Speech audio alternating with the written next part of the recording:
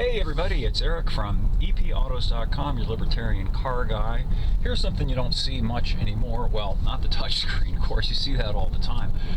You probably can't tell from this vantage point, but I am test driving this week a 2025 Kia Carnival minivan. And if you're a Gen X guy or gal or older, you'll remember when minivans were everywhere. Every manufacturer just about was selling a minivan. Of course, fast forward to now, and every manufacturer is selling a crossover or an SUV. In fact, some brands are now entirely crossover and SUV. They don't even sell cars anymore. Very few brands sell minivans anymore. There's this Kia Carnival. There's the Chrysler Town and Country, which is the only thing that Chrysler still sells. I think Chrysler is on the verge of going extinct. And Toyota, of course, still sells the Sienna, but there just aren't that many of them anymore. It's really interesting because the question arises, how come?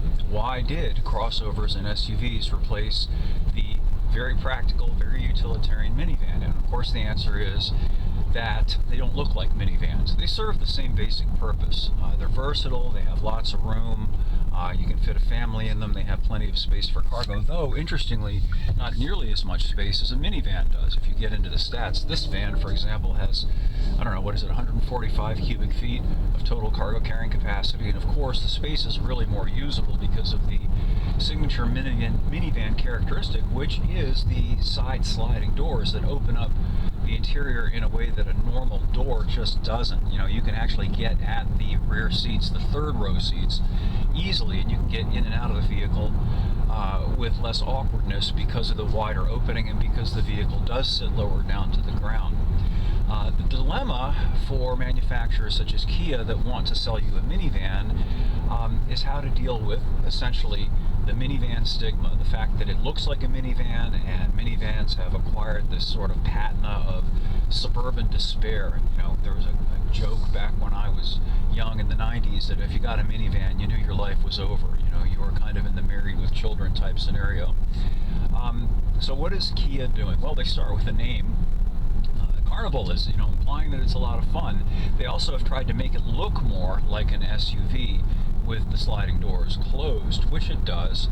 And the other thing they've done too is try to move it upscale. You can get this thing with what would be styled an executive seating package in the context of a high-end luxury sedan, something like an Audi A8 or Mercedes S-Class, and so on. Those vehicles are available with these executive suite packages that have these dual kind of lounge type chairs in the back that you can unfold entirely and take a nap in, and often they'll have massagers and they'll have really good entertainment systems back there. Well, you can get the same thing in this Kia Carnival, which makes it a carnival of sorts for adults more so than kids, especially if you're going to do a road trip in it. You know, all that's missing from this thing really is a little sink, a fridge, and a bathroom. Then you'd have an RV, wouldn't you?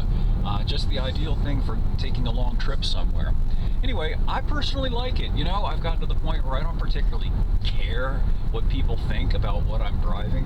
In fact, I never really did. But the point is that if I had a large family and I needed a practical vehicle, you know, I'd certainly consider a minivan, particularly over one of these crossovers or SUVs with their wretched, awful third rows that are useful at best for small kids, and even then awkward for the kids to get into and out of. I think minivans ought to, or rather I think minivans deserve a resurgence, at least in terms of them being practical vehicles. I'll have more about this over at epautos.com, the web's best libertarian gearhead site. Thanks as always for viewing, and if you like my videos, please let other people know, and as they say, you know, hit the like button. I don't know what good that does, but I guess go ahead and do it. And I hope you'll swing by EP Autos, the site, as well, and consider jumping in on some of the conversations that we have there.